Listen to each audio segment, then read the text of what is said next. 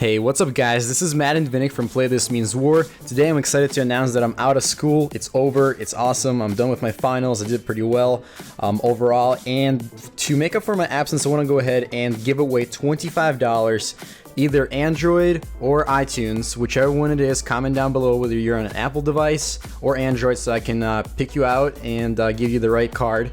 Do not spam Android and iTunes because Google marks you down for spam and then they remove your comments and then you wonder why you didn't win. So just one comment, keep it down to that. But you also have to make sure that you're subscribed because I can check if you're subscribed. There's a tool for that now. And you don't have to like the video, but that would be also awesome. So once again, subscribe, comment Android or iTunes, and that is all. I'm gonna go ahead and pick the winner with the next video, and I think I'm gonna do these giveaways pretty often.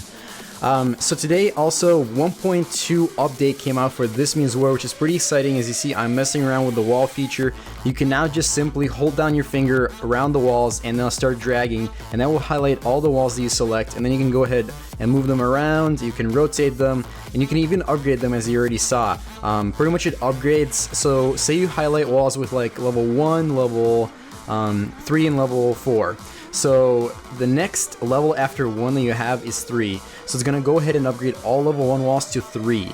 And once that is done, it looks and it sees a level 5 wall with the stack. So that's going to go ahead and upgrade everything to level 5. So it's a really useful feature. There's nothing new in the defenses section. I'm not sure why I have all that new icon notifications.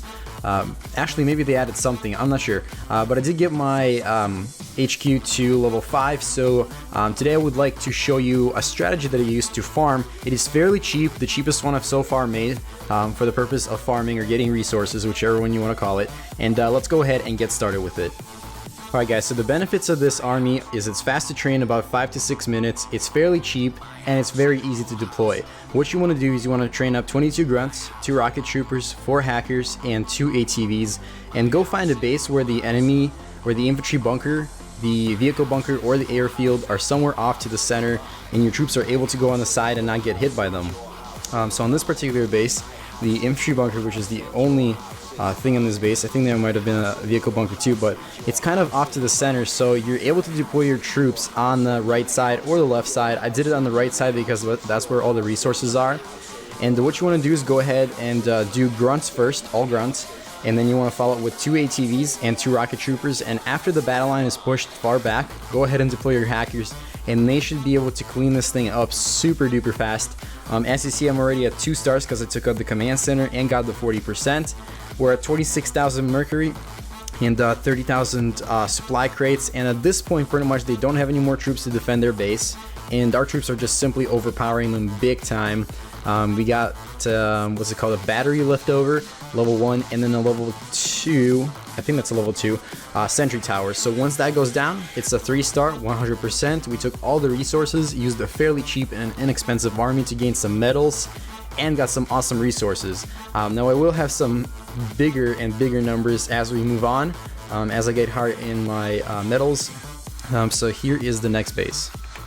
Unlike the previous base, this one is much more upgraded. We have an airfield, vehicle bunker, an infantry bunker, we got some copters here, and what I did is I deployed all my troops on the left side because it seemed like they're going to be out of range, but we had a few issues because a few grunts from the infantry bunker and some hijackers came out, or not hijackers, excuse me, ambush came out, and as you see, that guy right there in yellow is running around. He's just hitting all my troops, which is not too bad because once I actually deploy more troops, they should be able to take each other out, no problem. As you see, that ATV was able to take care of everything pretty fast. Meanwhile, my hackers are at the top destroying his base. Now I want to show a little thing. Right here is your base over on this side, and pretty much my defenses, this base layout here is created by me. I'm not saying it's the best, but it's pretty good for level 3 command center. I actually have level 4 now, but this was recorded a while back. When I was preparing for finals, I was like, alright, time to take a break from finals, let's do some This Means War raids. Anyways, as you see at the top, we got some hackers finishing off over there, and I saw some supply crates over on this side, pretty full collectors, so I went ahead and deployed my army on this side. Remember, you can deploy anywhere behind the battle line, you can deploy absolutely anywhere, you can deploy in the center of the base, you can do all that awesome stuff. I mean, as long as it's not actually blocked by the radius of the buildings. I mean, you can't deploy on top of the buildings. Should have said that. But as you see, we took 42,000 red mercury, and now we're taking all of his supply crates. As you see, the not collectors, but the storages in the back of his base, and you can't see him now, but the storages in the back of his base are pretty empty. So that vehicle right there that's out of range of all the defenses, I forgot what it's called, but it's really nice because it can shoot over the walls. It's like a mortar, but it moves around, and it can stay out of range of defenses, destroys your troops pretty darn fast too. But as you see, I'm so done with this thing, so I went ahead to deploy some rocket troopers there, took them out. And it looks like at this point I'm lost my anti-air defenses, my battery, lost my sentry gun, so my base is going to get taken out pretty fast. So let's see what we can get off of the enemy base at this point. Almost at 50,000 supply crates. Let's see if we can get to it before our base is completely wrecked. And yes, we were able to get to 50,000 supply crates. He 3-starred me while I was taking his resources, but that's alright because you really don't have to worry too much about it. I mean, I lost 4 trophies. Guys, make sure you don't get too high in your trophy counts because that is not something you want for this strategy. Our next victim's base is built much more smartly than our previous attackers, and we're actually going to have to deal with the troops and the vehicles, but you'll see what I do here. So first of all, everything is out of range, so I'm able to deploy my hackers, able to deploy my grunts, ATVs, and rocket troopers to take out the resources. Now obviously, as you see at this point, luckily the copters went by, they didn't notice us, but a bunch of enemy rocket troopers are here, and they're going to destroy my ATVs super fast. And at this point, I'm out of troops. There's a rocket trooper onto a rocket trooper battle going on. My rocket trooper is not even noticing it. I wish he did, but then my ATV comes in and saves the day, so lucky day for him. And at this point, as you see, I already took 45,000 red mercury and 40,000 supply crates, and he's pretty much out of his resources. Now there are quite a few resources in the bag, but we're gonna go ahead and let the enemy troops pass by a little bit. And then once your troops recover, as you see, I went ahead and deployed them over on the left side again. Once again, more enemy troops coming towards my base. I'm holding pretty strong so far. They have 0%. They only broke 1 wall. Obviously, it's going to change, but I'm not too worried about it. What you want to do at this point is pretty much go ahead and get towards the back, get your hackers to take out the storages back there, get to that red mercury because there's a lot of it to take on this base still. And we really want to get to that infantry bunker in the back because that's going to cause us a lot of problems every single time. Luckily, his airfield is not close enough to that side, so we are not really affected by the copters. If we had the copters, they take out the ATVs super fast. They're very difficult to take out with only 2 rocket troopers because that's what you would actually use to do that. But as you see, they were able to 3-star me, which is alright. I took 63,000 red mercury and I think it was 45,000 supply crates. And let's go ahead and move on to the next replay. Our next base is going to be pretty easy to attack because the only issue we're going to have is the infantry bunker, and we're going to once again deploy all of our troops over on the left hand side.